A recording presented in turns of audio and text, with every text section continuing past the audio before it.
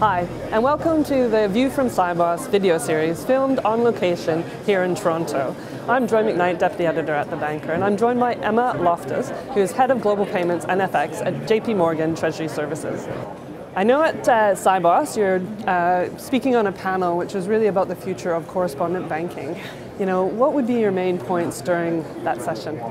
I think there's a lot of rumors out there that correspondent banking is dead. It is absolutely not dead, so we're hoping to lead off with correcting that misinformation that may be in the industry. But I will say that the market's in a tremendous state of transformation right now. So if I think about what JPMorgan's working on, there are a couple of aspects. So today, cross-border payments are accused to be intransparent, a little slow, and very difficult for clients to execute. So what are we doing as an industry to correct that? GPI is a great example. So the Global Payments Innovation Initiative that SWIFT sponsored and is slowly rolling out across the industry is one of those items that the correspondent banks can work together on to help overcome some of those perceptions that cross-border payments are slow. I will tell you, it's a perception. When we actually started notifying and advising through the GPI network, what we're finding are most of our transactions are completed in less than a half an hour. Half an hour? Less than a half an hour? I don't really think that that's very slow. Another exciting initiative that we're working on that we actually announced today is a pilot initiative that we're working on with two of our large financial institution clients to actually exchange cross-border payment information over a blockchain.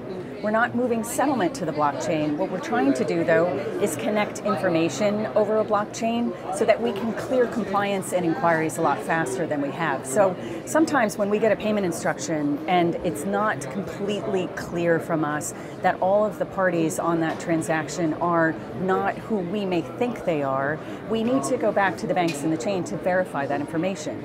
Connecting that together over a blockchain, we think is going to speed up payments by, could be up to a week. Oh wow, okay.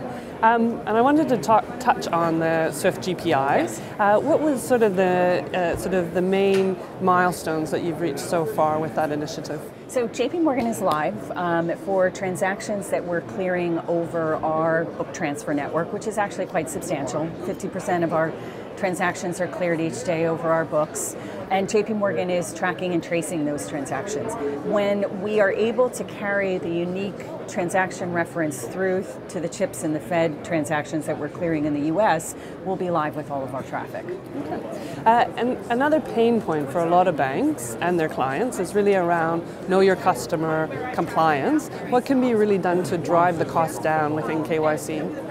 Well, I think JPMorgan, when we think about opportunities to work more efficiently in the industry, we're a big fan of standards.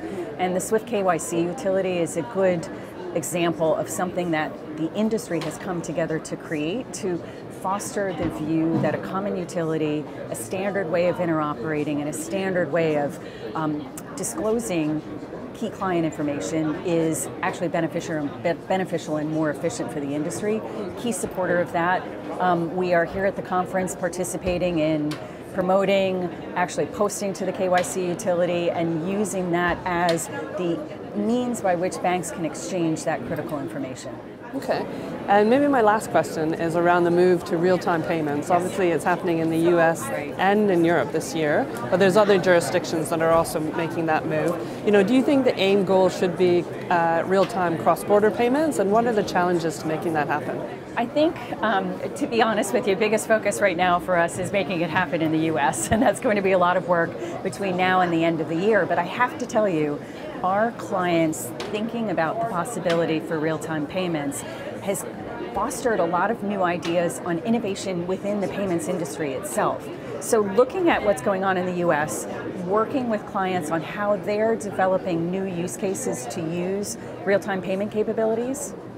Think about it like tips, paying drivers immediately over the weekend. Having that ability to be able to process 24/7, 365 is sponsoring a lot of new thought around the payments industry. Taking that cross-border has to be a next step. I will be honest with you, though, that it's going to take a lot of work. And I think immediately getting each RTP scheme live within the individual countries, top priority, but then starting to think about how we link those cross-border.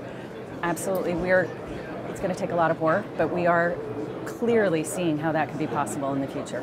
Excellent. Thank you so much for your insights, Emma, and I hope you have a great conference. Thanks very much.